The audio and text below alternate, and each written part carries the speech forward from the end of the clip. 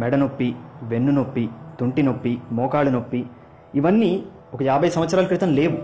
ఎందుకు? రీజన్ ఏంటి? మనుషులు వేల సంవత్సరాల నుంచో లక్షల సంవత్సరాల నుంచో ఏం చేశారు? మనుషులు వేల సంవత్సరాల నుంచి చేసింది వ్యవసాయం. వ్యవసాయం అంటే కింద వంగి చేశారు, ఎక్కువసేపు నుంచోలేదు.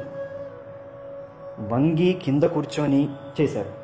అంట్లు తోమటం నుంచి వంట వండటం వరకు, రోట్లో ఏదైనా పచ్చడి చేయటం వరకు అన్నీ కింద కూర్చొని చేశారు. ఈరోజు మనకి western commodes, dining table, sofa, fridge ఇవన్నీ ఉన్నాయి. దీనివల్ల ఎవ్వరు కింద కూర్చోవట్లేదు.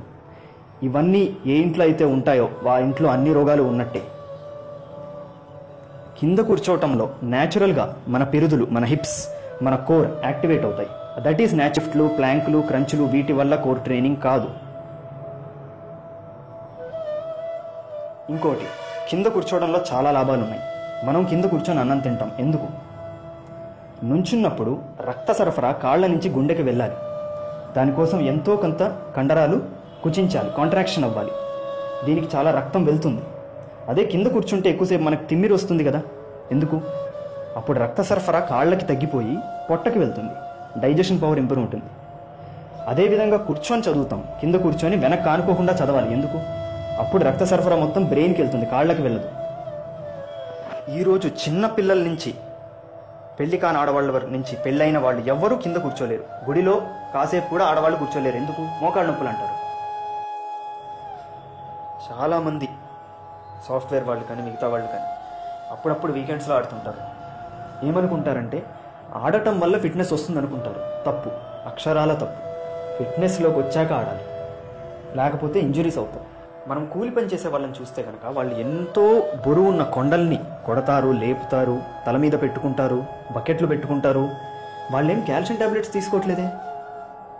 న్యాచురల్గా అది న్యాచురల్ యాక్టివిటీ కాబట్టి వాళ్ళ మజిల్స్ని వాళ్ళు ట్రైన్ చేసుకున్నారు. అదే మనం కూడా చేయాల్సింది. చిన్నపిల్లలు అంతకుముందు కింద కూర్చునే ఆటలు అంటే గోళీల ఆటము, గిల్లీ దండ ఆటము, ఇట్లాంటి చాలా ఆటలు కింద కూర్చొని ఆడేవాళ్ళు మట్టిలో.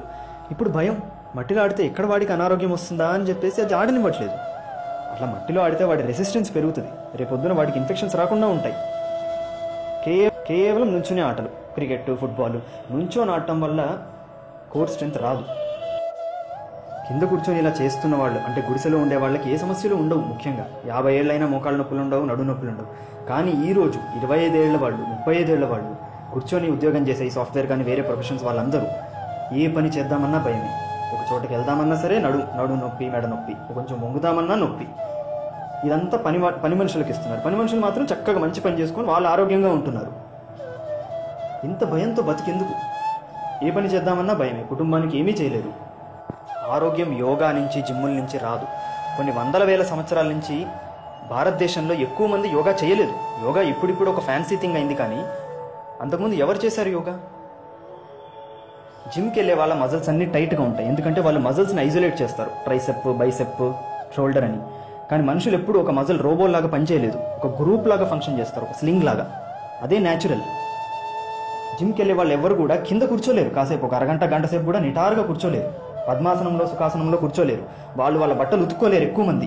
ఎందుకు? అది చాలా రాంగ్ ట్రైనింగ్.